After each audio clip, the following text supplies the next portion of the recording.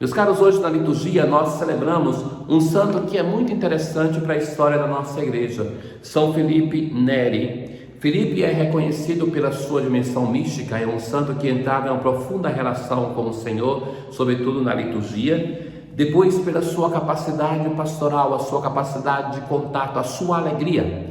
É o santo que fundou os oratórios, então se dedicando à arte, à cultura. Esse santo que é assim, muito ambivalente, que é eclético, que tem diversos modos e busca diversos modos para anunciar o Senhor.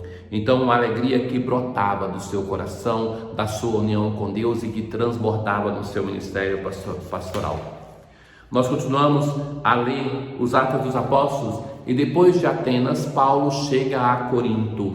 Corinto é uma das grandes comunidades fundada pelo apóstolo Paulo, para a qual ele vai destinar as suas cartas. Ali ele encontrou Áquila e a esposa Priscila, que saíram de Roma porque eram judeus perseguidos, e ali ele fica com eles. Esses dois tinham um trabalho, fabricavam tendas, e Paulo em Corinto ele vai trabalhar com as suas próprias mãos. De certo que em alguns momentos das suas cartas ele vai dizer que ele se sustentou com o seu próprio trabalho, mas todos os sábados, junto a esse trabalho, vai insistir muito Lucas, que é o autor dos Atos dos Apóstolos, no seu empenho pelo anúncio do Evangelho, pelo anúncio de Jesus Cristo. Todos os sábados, Paulo discutia na sinagoga, procurando converter judeus e gregos. Quando Silas e Timóteo chegam, ele dedicou-se inteiramente ao anúncio da palavra, testemunhando diante dos judeus que Jesus era o Messias. Mas por causa da resistência e blasfêmia dele, veja a conclusão, como esse apóstolo vai criando robustez, como vai amadurecendo. Quando os judeus não aceitam, Paulo sacode as vestes e vai dizer: vós sois responsáveis pelo que acontecer. Eu não tenho culpa. De agora em diante, vou dirigir-me aos pagãos. Então, depois de um longo tempo, nasce o apóstolo dos gentios, o apóstolo dos pagãos. Paulo vai se dedicar a partir desse momento, sobretudo, a evangelizar aqueles que não são provenientes do povo de Israel. Até esse momento, Paulo ia prioritariamente para anunciar aos judeus o Senhor ressuscitado, o Messias. A partir de agora, as últimas experiências cada vez mais vai consolidando em Paulo a decisão que agora ele chega em Corinto, aqui vai ser o apóstolo dos pagãos, dos gentios. Então, saindo dali, Paulo foi para a casa de um pagão, Tício Justo. E logo depois, então, Crispo, o chefe da sinagoga, acreditou no Senhor com toda a sua família. É uma expressão que já é recorrente, né? Muitas vezes, assim como um refrão nos Atos dos Apóstolos, acreditaram no Senhor com toda a sua família. E muitos outros também, e pedir o batismo. Então, não é indiferente, e eu reconheço o sofrimento de tantas pessoas de igreja, tantos agentes de pastoral. Vejam que a pandemia fez manifestar o que há de melhor e de pior na vida de todos nós.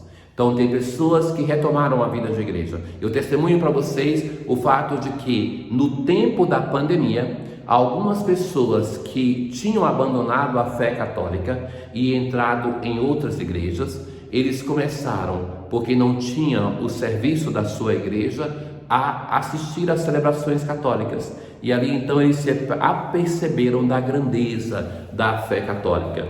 E quando nós tivemos agora o terceiro ano, mais ou menos, de pandemia, então no Tríduo Pascal, muitos são os irmãos provenientes de tal experiência que voltaram à igreja. Mas também tem um efeito contrário. Eu não ouvi de nenhum católico que tenha passado a outra igreja em tempo de pandemia, mas ouvi sim de católicos que tiveram um resfriamento da fé. Desde o início da pandemia eu tenho esse receio, e parece que para a vida de alguns aconteceu. Ainda que podemos dizer talvez poucos, mas é um número difícil de saber, mas mesmo que fosse um, já seria uma questão de tristeza. Muitas vezes são os filhos que abandonaram a prática religiosa.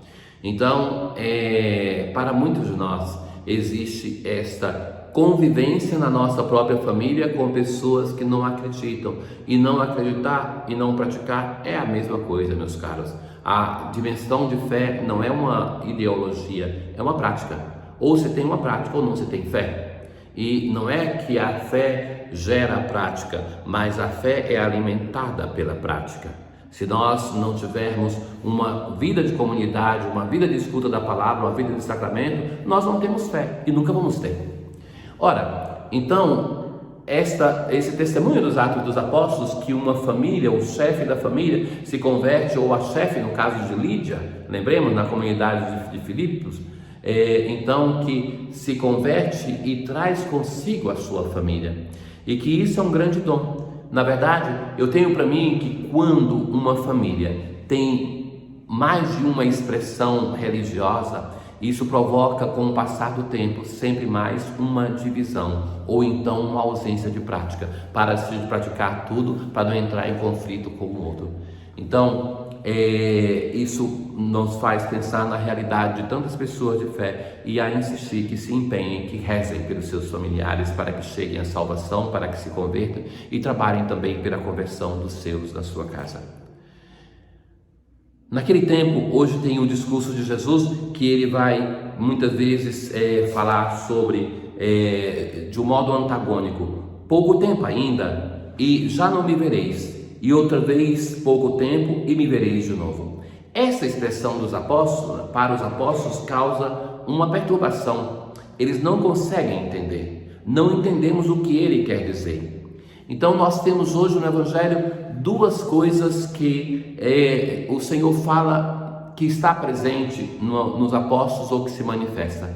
Por um lado, uma tristeza, a tristeza que vive a comunidade apostólica, e que a tristeza faz parte da nossa vida, meus caros, também. A vida não é só feita de alegria, mas nós temos uma tristeza, e talvez essa é mais difícil de aceitar, que é decorrente da nossa própria experiência de fé. Enquanto o mundo é indiferente, vive na algazarra, na esbórnia, então na festa constante, e que nós, por uma questão de fé, muitas vezes estamos, como discípulos de Jesus, que também teve seus momentos de tristeza, nós estamos imergidos na tristeza por causa da nossa opção pelo Senhor Jesus. Porque a alegria que o mundo nos dá, nos oferece, a paz que o mundo dá, aquilo que o mundo dá como celebração, como festa, não pode preencher o nosso coração, não pode encher a nossa vida. Então essa aqui é a primeira dimensão que se fala no Evangelho de hoje, a tristeza.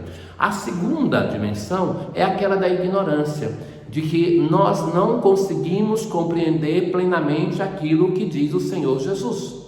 Então, que isso aconteceu com os apóstolos, com os discípulos ao longo da vida pública de Jesus, então também conosco. Tantas vezes essas pessoas vêm para dizer que, Frei, é muito difícil ler a palavra de Deus, é difícil compreender. Não esmoreça, porque também os apóstolos tiveram essa dificuldade. Se você parar de frequentar a palavra de Deus, aí que você nunca vai compreender.